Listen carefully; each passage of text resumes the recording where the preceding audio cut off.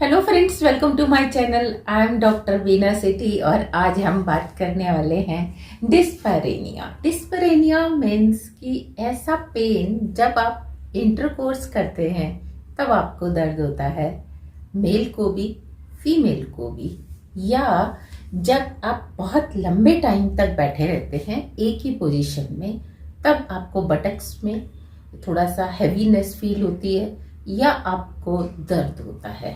इसी तरीके से जब आप टेम्पोन्स यूज़ करते हैं, अगर मेरे व्यूअर्स कुछ ऐसे हैं जो टेम्पोन्स नहीं जानते तो मैं उन्हें बता दूं कि ये एक तरह के सैनिटरी नैपकिन ही होते हैं।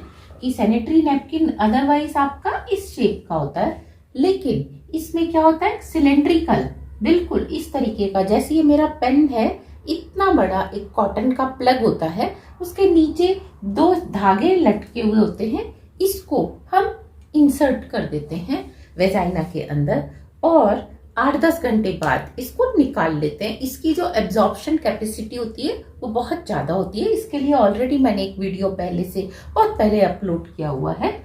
तो हम क्या कर सकते हैं, जब हम टेम्पोन्स लगाते हैं, यानी कि टेम्पोन्स आप यूज कर रहे हैं, तब आपको दर्द हो सकता है।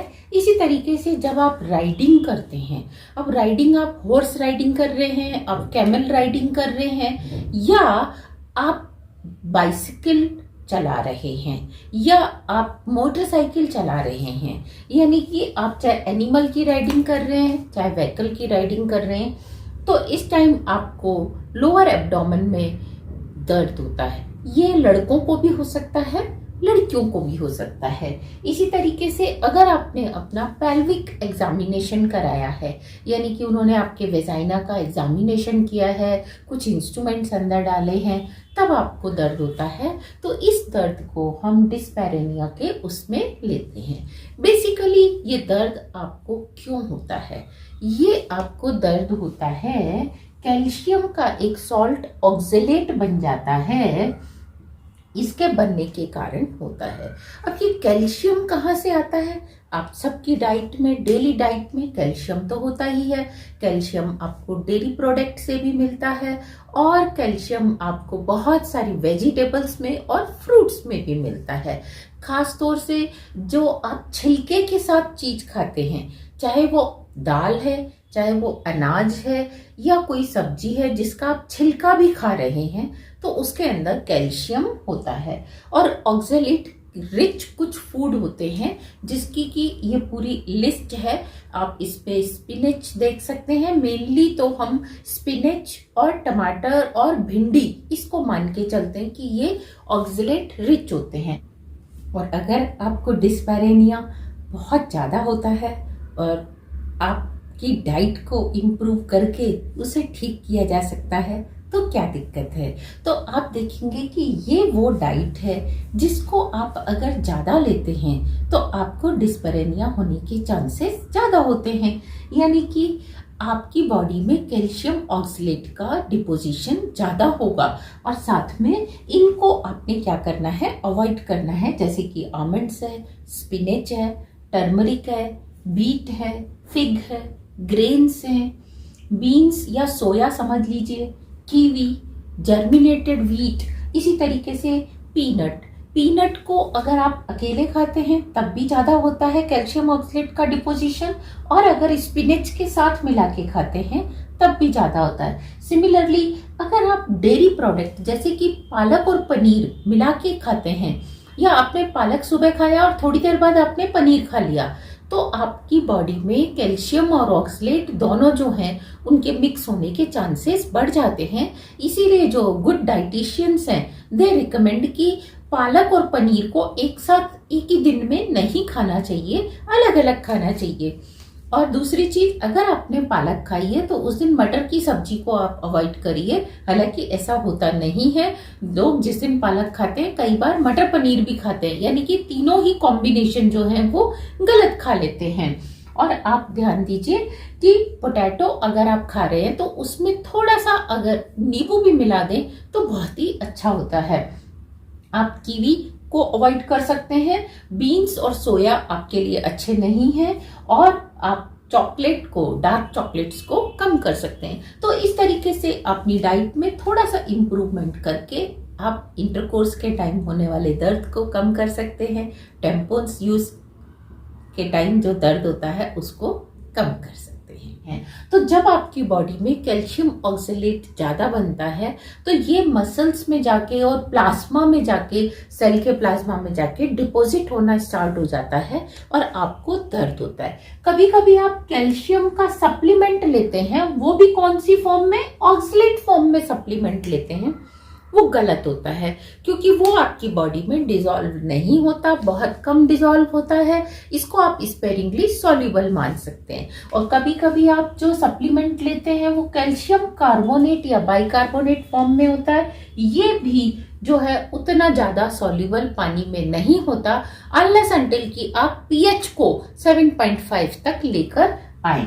तो जब इन दोनों की सॉल्युबिलिटी सप्रेस हो जाती है और आपको दर्द हो रहा है, या आपको होता ही है जब भी आप इंटरकोर्स करते हैं, या जब भी आप टेम्पोन यूज करते हैं, या आप राइडिंग करते हैं, तो आपको लंबे टाइम तक बैठने के बाद अगर दर्द होता ही है तो आपने क्या करना है? विटामिन B6 की टैबलेट लेनी है। विटामिन B6 एक्चुअली टैबलेट नहीं, इसको आप कह सकते हैं सब मेडिसिन नहीं, सप्लीमेंट है। इसमें आपको 6 डिफरेंट 1 2 3 4 5 6 क्या होते हैं? डिफरेंट विटामिन होते हैं, ये उनका ग्रुप होता है। इस ग्रुप में आपने देखना है कि आपको जो विटामिन हो वो P5P वाला जरूर हो। वो विटामिन B6 अगर आप लेने लगते हैं जिसमें कि P5P है तो आप देखेंगे कि एक तो ये कैल्शियम ऑक्सलेट के बनने को कम करता है, इसके अलावा ये मेटाबॉलिज्म को क्या कर देता है? फास्ट कर देता है। और ये और भी ज्यादा हंड्रेड्स ऑफ रिएक्शंस में पार्टिसिपेट करता है। तो इसका आपको अल्टीमेटली क्या होता है? बहुत ही अच्छा बेनिफिट मिलता है। और आप क्या कर सकते हैं कि अगर आप कैल्शियम का सप्लीमेंट लेते हैं, डॉक्टर ने आपको कहा है, या आप वैसे ही लेते हैं, तो आप कैल्शियम सिट्रेट लीजिए। कैल्शियम सिट्रेट और कैल्शियम मैलेट, ये जो कैल्शियम मैलेट और कैल्शियम सिट्रेट हैं, ये आप समझ सकते हो कि ये जितने भी आपके जूसी फ्रूट है उनमें होता है, और कैल्शियम मैलेट जैसे कि एप्पल में होता है। तो अगर आप कैल्शियम को इस फॉर्म में लेते हैं, ये थोड़े से कॉस्टली आते हैं, अगर आप इस फॉर्म में लेते हैं तो इसका बेनिफिट आपको बहुत ज्यादा मिलता है। और कैल्शियम सिट्रेट की प्रेजेंस में कैल्शियम ऑक्सलेट नहीं बनता, कम बनता है, यानी कि कैल्शियम अलग रहता है, ऑक्सलेट अलग रहता है, वो आपस में स्ट्रॉन्ग बॉन्ड बनाकर कम डिपोजिशन नहीं करते। एक्चुअली कैल्शियम और ऑक्सलेट का बॉन्ड इतना स्ट्रॉन्ग बॉन्ड होता है, हमारी केमिस्ट्री में इसको लैटिस एनर्जी के नाम से जानते हैं, कि इसकी लैटिस एनर्जी इतनी ज्यादा होती है कि जब हम इसको पानी में डालते हैं तो, और कैल्शियम का साइज इतना बड़ा है कि ये वीक हाइड्रोजन बॉन्ड बनाता है, जिससे ये जो सॉल्वेशन एनर्जी और हाइड्रेशन एनर्जी है उससे कंपनसेट नहीं हो पाती लैटिस एनर्जी, और ये डिसॉल्व नहीं होता। क्योंकि किसी भी सब्सटेंस के डिसॉल्व होने के लिए ये एक कंडीशन होती है कि lattice energy should be less than solvation energy और हाइड्रेशन एनर्जी।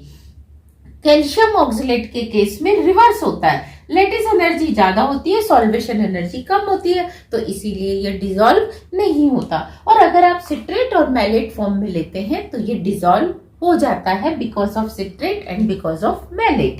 तो यहाँ आपने 2 चीजों पे ध्यान देना है कि अगर आपने अभी अभी राइडिंग की है या आपने इंटरकोर्स किया है और आपको पेन हो रहा है तो बेटर है आप थोड़ा सा नींबू ले लीजिए, क्योंकि सिट्रिक एसिड जैसे ही आपकी बॉडी में पहुंचेगा तो वो कैल्शियम को डिसॉल्व करना स्टार्ट कर देगा कैल्शियम ऑक्सलेट से, और आपको इसमें रिलीफ मिलेगा। और अगर ये आपकी एक रेगुलर प्रैक्टिस है कि रेगुलर आपको दर्द होता है तो आप P5P विटामिन B6 की सप्लीमेंट लीजिए और कैल्शियम मैलेट या कैल्शियम सिट्रेट को अपनी डाइट में शामिल। और आप विटामिन B6 के साथ साथ और कैल्शियम मैलेट के साथ साथ इस डाइट को आप अपनी डेली डाइट में अगर आप थोड़ा सा इंक्रीज कर देते हैं, जैसे कि कैबेज, कॉलीफ्लावर, इससे भी आपको कैल्शियम ऑक्सलेट नहीं बनेगा। साथ में एवोकाडो, फैट थोड़ा सा लीजिए, सैचुरेटेड फैट अच्छा वाला लीजिए, और डेयरी प्रोडक्ट लीजिए।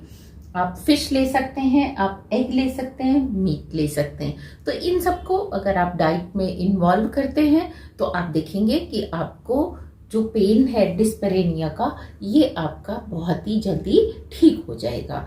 तो I will say stay healthy, stay happy.